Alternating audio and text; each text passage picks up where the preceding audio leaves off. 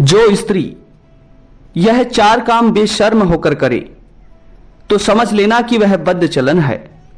नमस्कार प्रिय दर्शकों, जो स्त्री यह चार काम करे तो समझ जाना चाहिए कि वह स्त्री बद्ध चलन है, चरित्रहीन है। श्रोताओं, एक समय की बात है, एक राज्य में एक राजा हुआ करता था। उस राजा का नाम करमराज था।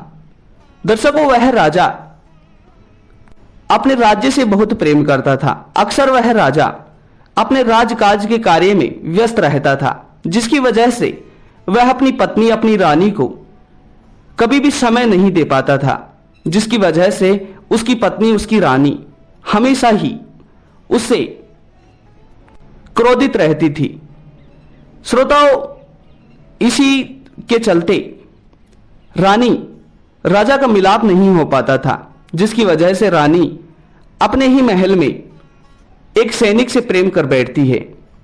श्रोताओं, उसके बाद में रानी को राजा की बिल्कुल भी इच्छा नहीं होती है और रानी भी नहीं चाहती थी कि मैं राजा से मिलूं, क्योंकि वह हमेशा अपने प्रेमी से ही प्रेम किया करती थी और अपने प्रेमी से ही मिलना पसंद किया करती थी।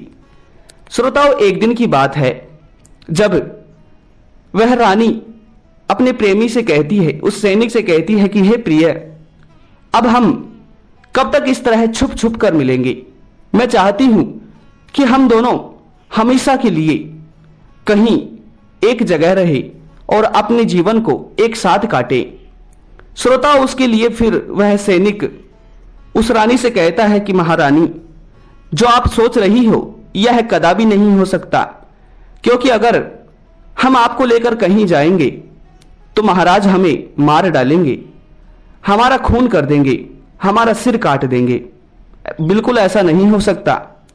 श्रोताओं, फिर रानी अपने प्रेमी से कहती है कि अगर राजा ही नहीं रहे तो फिर दर्शकों, फिर सैनिक रानी की बात को मान लेता है और सैनिक रानी से कहता है कि ठीक है, यह अब तुम्हारे हाथ में है कि तुम राजा को किस प्रकार से मारोगी। अगर तुम राजा को मारने में सफल रही तो मैं तुम्हारे साथ जहां बोलोगी वहां चलूंगा और हम दोनों खुशी खुशी अपने जीवन को कहीं और दूर जाकर व्यतीत करेंगे। श्रोता, उसके बाद में रानी एक दिन राजा से कहती है कि महाराज, बहुत वर्ष हो चुके हैं, मैं कहीं घूमने नहीं गई हूं। अब मेरी इच्छा हो रही है, मेरा मन कर रहा है कि मैं कहीं घूम कर आऊं। और महाराज, इसमें मेरी एक शर्त है, मैं अब सैनिकों के या फिर किसी भी तरीके की फौज के साथ नहीं जाऊंगी। मैं केवल और केवल आपके साथ ही अकेला जाना चाहती हूं। मैं इस जीवन के कुछ फल आपके साथ अकेले जीना चाहती हूं। दर्शकों, उसके बाद में राजा रानी से कहता है कि महारानी, मुझे बहुत काम है, राजकाज का काम मुझे बहुत संभालना है, मुझे इतना समय नहीं है कि मैं तुम्हारे साथ कहीं घूम कर आ सकूं। श्रोताओं, उसके बाद में रानी अपनी बात पर हट कर लेती है। रानी राजा से कहती है कि कभी भी आपने मुझे समय नहीं दिया, कभी भी आपने मुझे ठीक तरह से प्रेम नहीं दिया और आप मुझे प्रेम नहीं करते, इसलिए आप मेरे साथ जाना भी नहीं चाहते। और श्रोताओं, इस तरह रानी ने राजा पर कई तरह के रोप मंड दिए। राजा से रानी कहती है कि कहीं आप मेरे अलावा किसी अन्य स्त्री से तो प्रेम नहीं करते, इसीलिए आप मेरे पास ना तो आते हैं और ना ही मुझसे मिलना और ना ही मुझसे बोलना पसंद करते हैं। दोस्तों, राजा ने जैसे ही रानी की इन घटिया तरीके की बातों को सुनी तो राजा रानी की इन बातों से डरने लगा और रानी ने अपनी इस हट को हट दे ली। और श्रोताओं, किसी ने सत्य ही कहा है, बाल हट, त्रिया हट और स्त्री हट, ये तीन हट बहुत ही खतरनाक होते हैं। इन हटों को कभी भी कोई मानने से इंकार नहीं कर सकता। दर्शकों, उसके बाद में राजा रानी के साथ जाने के लिए तैयार हो जाता है। फिर राजा और रानी अकेले ही जंगल की ओर जाने लगते हैं। दर्शकों, फिर राजा और रानी जंगल में घूमते रहते हैं। रानी राजा से मीठी मीठी प्रेम भरी बातें करती है और राजा भी रानी से मीठी मीठी प्रेम भरी बातें करता है। दर्शकों, उसके बाद में रानी राजा से कहती है कि महाराज, मुझे बहुत जोर से प्यास लग रही है और मैं चाहती हूं कि मैं कहीं से ठंडा नीर पीऊं। जिसकी वजह से मेरी प्यास बुझ सके। दर्शकों, उसके बाद में वह राजा रानी से कहता है कि प्रिय, तुम ऐसा करो, तुम यहीं बैठो, मैं कहीं से तुम्हारे लिए पानी ढूंढ कर लाता हूं।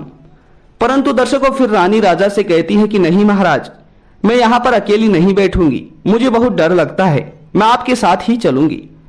दर्शकों, उसके बाद में राजा और रानी कहीं पानी की तलाश में उस पूरे जंगल में ढूंढते रहते हैं।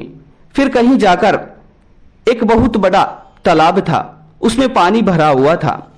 राजा रानी से कहता है कि प्रिय, तुम यहीं रुको, मैं आगे जाकर तालाब में नीचे जाकर पानी भरकर लाता हूं और जिससे तुम्हारी प्यास बुझ जाएगी। दर्शकों, उसके बाद में रानी उस तट पर ही खड़ी रहती है और राजा तालाब के थोड़े अंदर जाकर पानी भरने लगता है।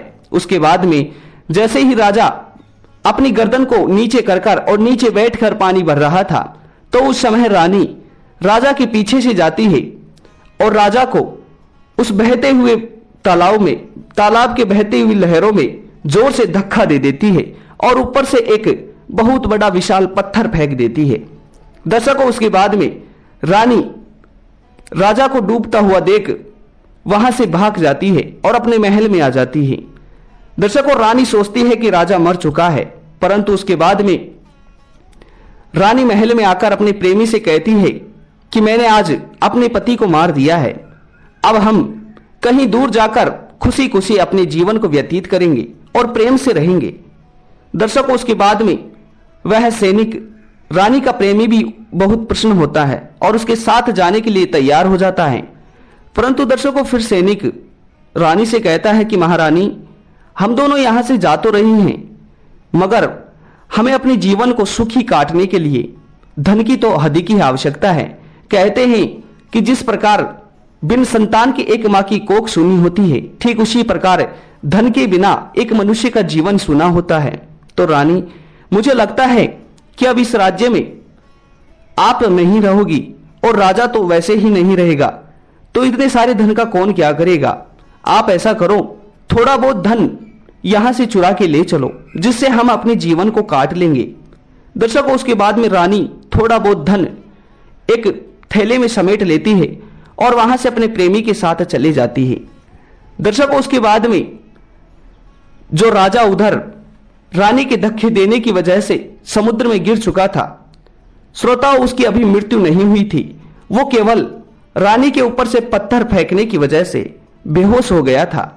दर्शकों, उसके बाद में जैसे ही राजा को होश हवास आया तो राजा अपने महल में आया और जैसे ही राजा ने अपने महल में आकर रानी को पुकारा, रानी को देखा, तो रानी वहां पर नहीं मिली और उस सैनिक भी नहीं मिला। उसके बाद में कई सैनिक राजा से कहने लगे कि महाराज, उस सैनिक के साथ, उस सेनापति के साथ रानी साहिबा कहीं गई हैं। दर्शकों, फिर राजा समझ जाता है कि मेरी पत्नी मुझसे प्रेम नहीं करती है, मेरी पत्नी ने मुझे मारने के लिए, अपने प्रेमी के साथ जीवन जीने के लिए मुझसे यह धोखा किया है।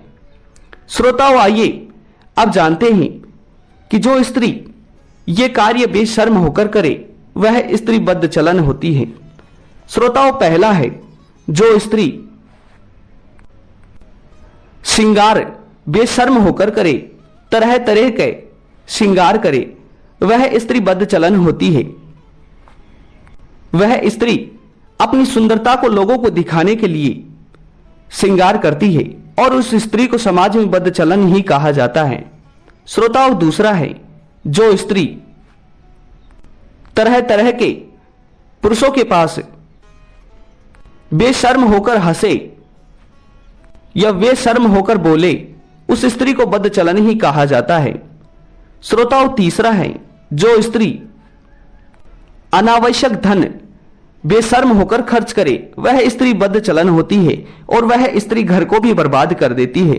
श्रोताओं, यह सत्य ही है कि अगर आपके घर में 100 रुपए की कमाई है और आप 200 रुपए दिन के खर्च करते हैं, तो उस घर को बर्बाद होने से कोई नहीं रोक पाता है। और इसी प्रकार जो स्त्री बेशर्म होकर धन खर्च करती है, उस स्त्री को बद्ध चलन, चरित्रहीन स्त्री ही कहा जाता है।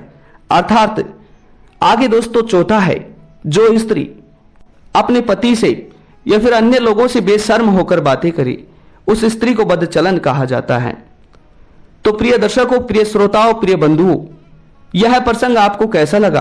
कमेंट बॉक्स में अपनी अपनी राय अवश्य दीजिएगा। साथ ही अगर चैनल पर नए हैं तो चैनल को सब्सक्राइब अवश्य कीजिएगा, क्योंकि आपके एक सब्सक्राइब करने से हमारा मनोबल बढ़ता है। तो मित्रों, मिलते हैं अगली वीडियो में।